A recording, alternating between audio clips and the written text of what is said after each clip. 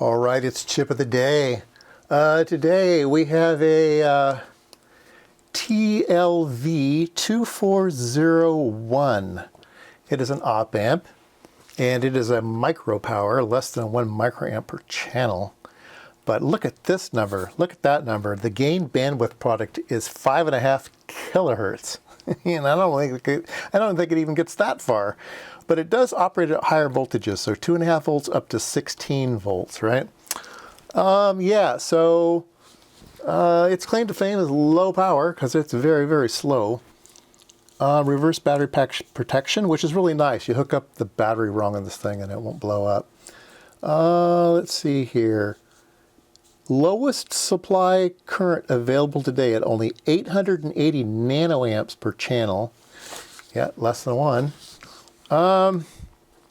Wow. For harsh environments, blah, blah, blah, blah. Here's the battery. You can operate it from 2 volts up, according to that data sheet.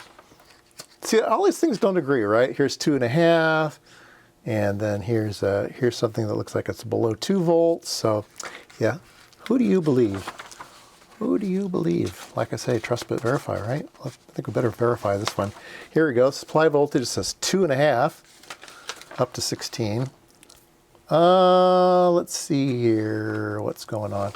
All right. So they give you some numbers in the data sheet, and they run it at a couple different voltages.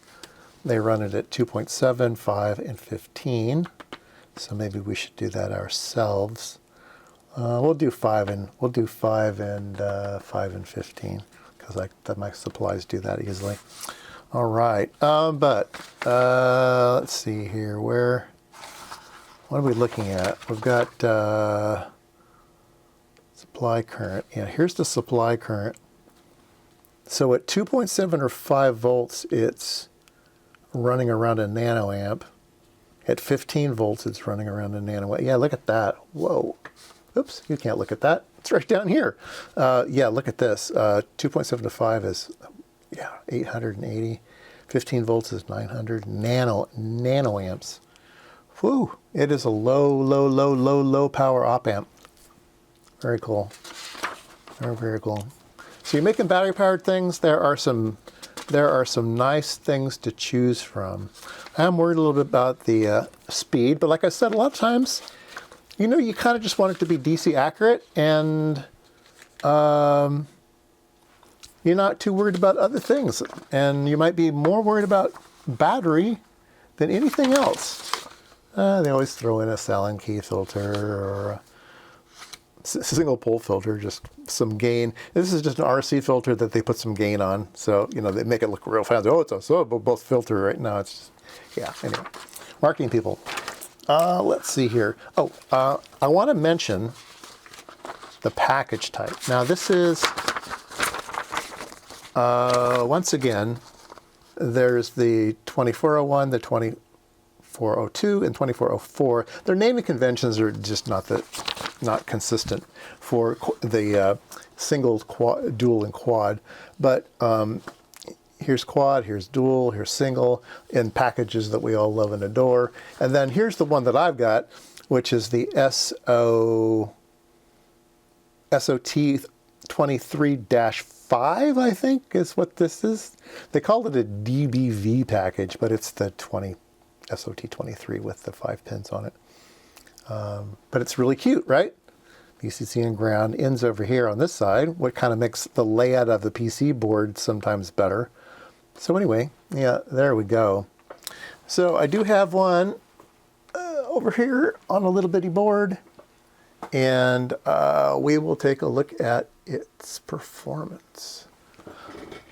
All right, so we have a nice sine wave at 400 hertz. There's 400 hertz. Let's go up 500 hertz. There's kilohertz. It's looking funny. Kilohertz is not right. It's not a sine wave any longer, even at a kilohertz. So, yeah. Because I don't know. It's not good. It's not good. Let's put it up here to, what did it say, 5? Did it say 5 kilohertz? Did I read that right?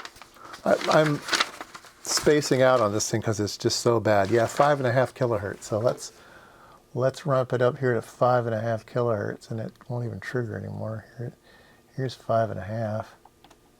Yeah, look at that. Tiny, tiny. All right, let's go back here to 1 kilohertz. There's a kilohertz, and it's just goofy on the bottom end. And then, yeah. And then down here, where does it start to look good? It starts to look good about there, about 500 hertz. So, yeah, not 5 kilohertz, it's 5. It is 500, period. Maybe they operate better with gain in a 1-to-1 amplification. Maybe they aren't as happy. I'm not quite sure about that. But anyway, it is a super slow part. All right, there you go. That was Chip of the Day, a TLV2401.